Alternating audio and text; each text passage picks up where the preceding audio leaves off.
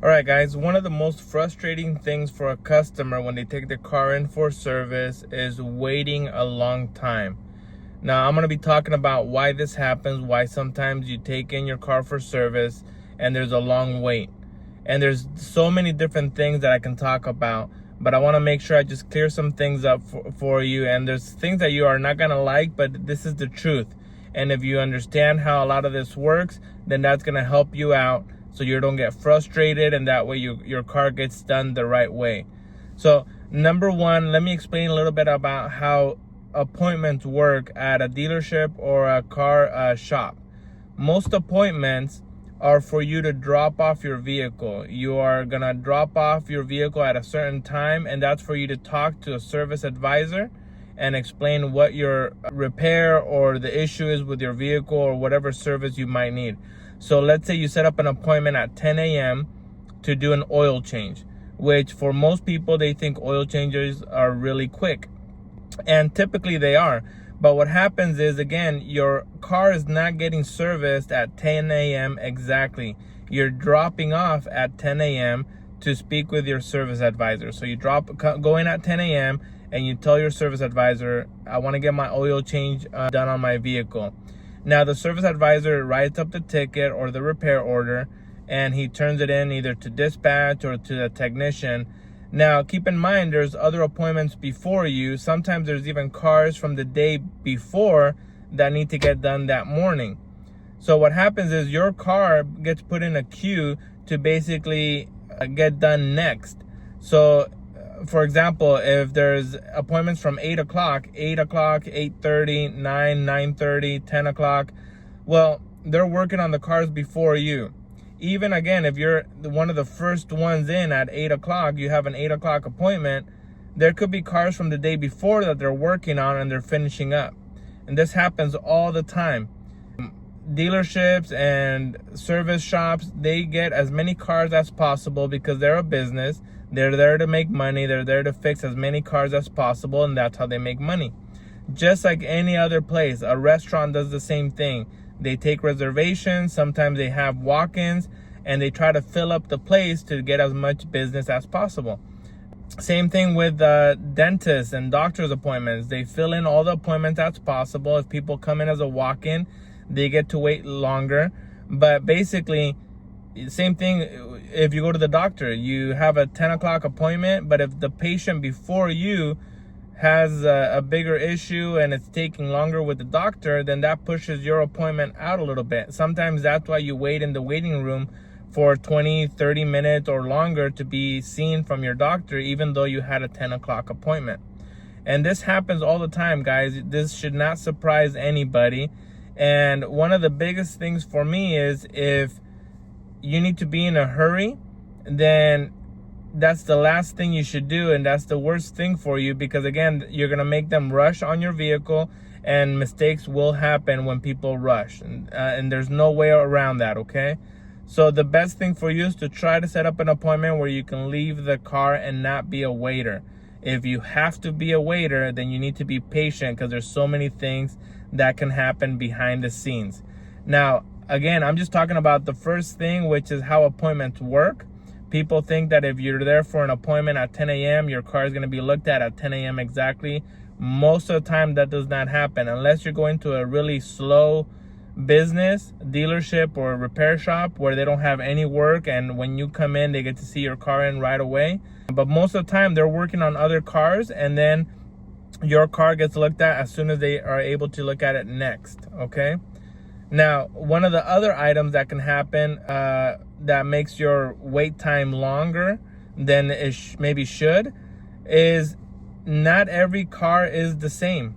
Okay, so you can have the same year vehicle, the same model, make and model and everything, but those two cars can be totally different. One can go in for the same brake job as the other, and one can be out in an hour and a half, 2 hours. The other one maybe has rusted bolts, maybe has another issue that they found when they were doing the brakes, and it just makes that car take longer to finish than yours. So there's things that they don't know that what can happen until they start working on your vehicle. And like I said, one can come in with rust all over, which makes everything a lot harder, and it takes longer to do that repair compared to one that's super clean and it goes in and out fairly quick. Okay, so that's one thing. Another thing would be diagnosis times. To diagnose a vehicle, it takes time, and again, every car is different. So if, for example, if you come in for a noise that we have to look for as a technician or a service department, there's several things that need to happen. They need to drive the vehicle several times, probably, to find the noise. We probably need to test different systems out to be able to diagnose it correctly. There's no such thing as just plugging it into a scanner and it will tell you what problem it has. Okay, that is a different type of diagnosis. That is the diagnosis where we're looking for a drivability issue, maybe where the car doesn't run right or there's a check engine light. But even then, the check engine light code or the diagnostic code just tells you what system is failing. We still have to do different tests and checks to see why that code is coming up. Okay. And again, every car is going to be different. In some cases, you can find the issue fairly quick. Others, it could take several hours. It can take several test drives. So just keep that in mind. It's kind of like going to the doctor and saying, I have a headache. They don't just give you a prescription right away. They're going to ask you different questions. They're going to test different things to see what's causing that headache, and to see if you have a bigger problem or if it's just stress or if you have a migraine. I mean, there's so many things that could be causing that one issue. Same thing happens with a vehicle when they have a problem like a check engine light or a noise. It can be 10, 20 different things that can cause a check engine light. It can be 10, 20 different things that can cause a specific noise. They gotta go looking for it. Okay, that's one thing. Another thing would be scheduling. Okay, we talked about appointments, scheduling, and staffing. So if somebody calls out like a technician, let's say we're full with appointments one day and a technician calls out sick, that's not something that we can control. And like any business, people call out sick, that it happens, they have emergencies, but that's gonna push behind some appointments. That's gonna push behind some repairs and services on cars. And there's nothing that we can control sometimes about that. Sometimes a technician is working on a vehicle and they can get cut, they can get hurt. And again, now that car is down, somebody else has to take over. And again, cars get pushed back. Okay, there's different things like that behind the scenes that a lot of times customers don't understand or don't see. And again, it's not meant for you to see that. It's just meant for you to understand that things like that can happen all the time, and for you to be patient and keep in mind this one thing. Any business, especially dealerships and repair shops, they make money repairing cars. Okay, so they don't want to keep your car at the dealership or at the service department longer than it should. They don't make money until your car leaves and you pay.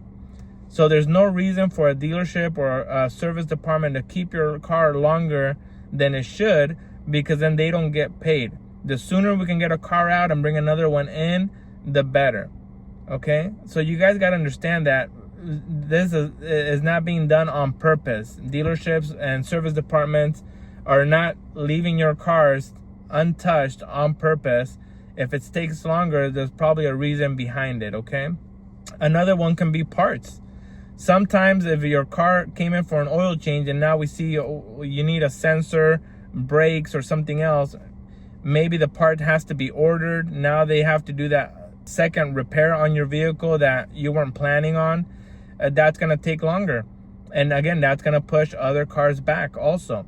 Sometimes parts need to be ordered. Sometimes parts go on back order, where we order a part and now we're waiting for days, weeks, sometimes months, because parts are on back order. If you're an independent shop, a lot of times your vendors might be delivering parts for you daily, but a delivery can come in late. Again, it's something that you cannot control as a dealership or a service department. So again, now you have to wait for that part to come in. Your part can be torn apart, it could be down, and now you're waiting for that part to come in before you can finish that car and start another one. So again, there's so many things that can happen at a dealership and a service department behind the scenes that we don't see as customers. And sometimes, as long as you understand that, and again, you're patient with your service department and dealership, it's going to go a long way. Now, the one thing that I do understand is when customers do not get communication from their service advisor, from a dealership or an independent shop. And that can be very frustrating, and I got to give you guys credit for that, because it is true. If you are not getting communication from them, you don't know what's happening. Sometimes it's really easy for somebody to call and say, hey, you know what, your car is down, we're waiting for the part to come in, or we're still looking for the issue, we're having a hard time duplicating your concern, so we're still working on it, we're still test driving it several times. A lot of times when a customer just hears that reason, a lot of times they're okay with it. It's when they don't have an answer, they don't know why their car is taking so long or what's happening, and a lot of times that's where the frustration comes in. So I hope this helps out, guys. I know it's a lot of information. I'm probably going to get comments from a lot of people either agreeing or not agreeing with what I said, but that is the reality of it. I don't think sometimes it should happen that way, but I hate to say it, that's how it is. I've worked at several dealerships and an independent shop, and most of them, that's how it is. I personally don't think any service should be considered a waiter. I think that's just, you're setting yourself up for failure.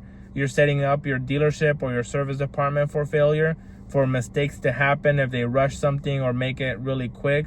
So whenever you can, try not to be a waiter. Drop off the vehicle, leave it with them, give them a few hours to do whatever they need to do, and just let them know that if you need it back by a certain time, let them know that ahead of time. That always helps out. They're going to do whatever they can to help you out with it. And if it's not doable, if they think that that will not happen for whatever reason, most of the time they will tell you ahead of time, and that way you can make whatever arrangements you need to make. So I hope this helps. If you guys have any stories of where you waited very long to get your car serviced or repaired at a dealership or a service department, comment below. Let me know what stories you have, and maybe I can use those in the next video. Thanks, guys.